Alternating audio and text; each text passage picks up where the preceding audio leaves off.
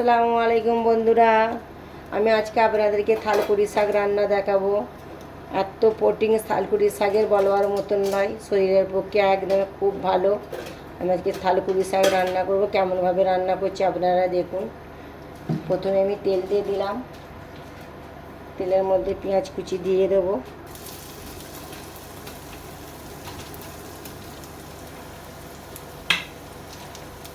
পেঁয়াজ কুচি দিয়ে ভালো করে আমি নেড়ে চেড়ে নেবো। রহিমা ভিলেজ কিচেন কেমন থালকুড়ি শাক রান্না করছে দেখুন বন্ধুরা। অসাধারণ থালকুড়ি শাক খেতে লাগে, আর ঝট করে পাওয়াও যায় না। এই শাকটা এত প্রোটিন জাতীয় জিনিস, খেলে শরীরের পক্ষে খুব ভালো থালকুড়ি শাক।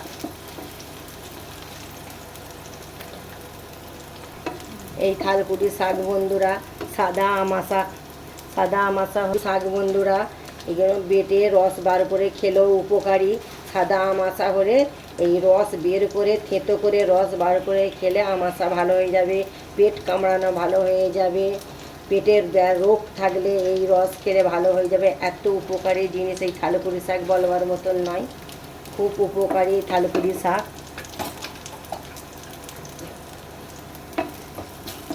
তাই জন্য আমি রান্না করে করবো, বাড়ির বাচ্চারা খাবে।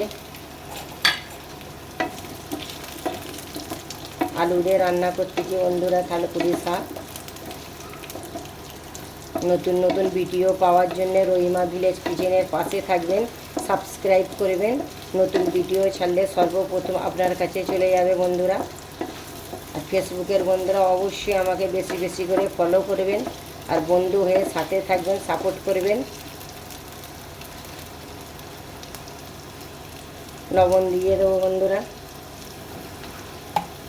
লবণ দিয়ে ভালো করে আমি নেড়ে চেড়ে নেবো। এর মধ্যে আলুটাও একটু ভাজা ভাজা হয়ে যাবে, খেতে আরও দারুণ লাগবে। থালকুড়ি শাকে আপনারা ডালের বড়িও দিয়ে খেতে পারেন। আমি ডালের বড়িটা দেবো না, থালকুড়ি শাকের ভিটামিনটা নষ্ট হয়ে যাবে। থালকুড়ি শাক এত উপকারী জিনিস বলবার মতন নয়।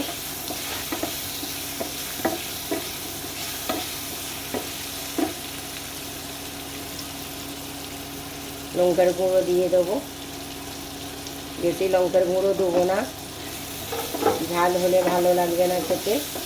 মিষ্টি মিষ্টি ঝাল রাখতে হবে।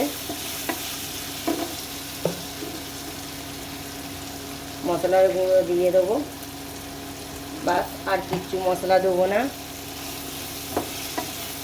এবার আমি কষাতে থাকবো। মশলার গন্ধ চলে গেলে, কাঁচা গন্ধটা চলে গেলে আমি জল দিয়ে দেব।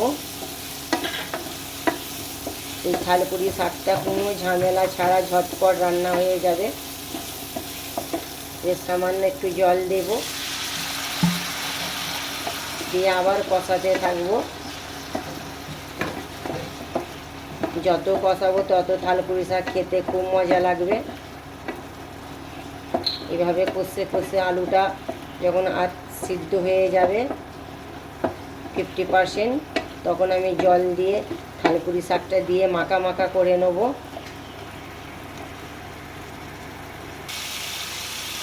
এবার কষানো হয়ে গেছে গাইস। এবার আমি তেল ছেড়ে গেছে, এবার জল দিয়ে দেব। জলটা একটু বেশি দিতে হবে, কেন থালকুড়ি শাকটা মোটা, সিদ্ধ হতে দেরি হবে। তাই জন্য একটু আমি জল বেশি দেব, নাহলে মাখা মাখা হবে না। ভালো না সিদ্ধ হলে খেতেও ভালো লাগবে না। ভালো করে সিদ্ধ করতে হবে থালকুড়ি শাকটা। এবার আমি লাগিয়ে দেবো ঢাকনাটা, এবার হোক, সিদ্ধ হোক। দেখুন বন্ধুরা, আমার থালকুড়ি শাক রেডি। কত দারুণ রান্না হলো দেখুন, পুরো একদমে মাখা মাখা হয়েছে।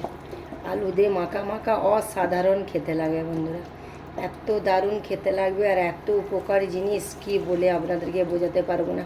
একবার হলো আপনারা কিনে ট্রাই করে পরিবেশন করবেন, করে আমাকে কমেন্ট করে জানাবেন। এবার আমি পরিবেশন করে আপনাদেরকে দেখাচ্ছি। আমার থালকুটি শাক রেডি দেখছেন। আমি এবার গরম ভাতের সাথে পরিবেশন করব।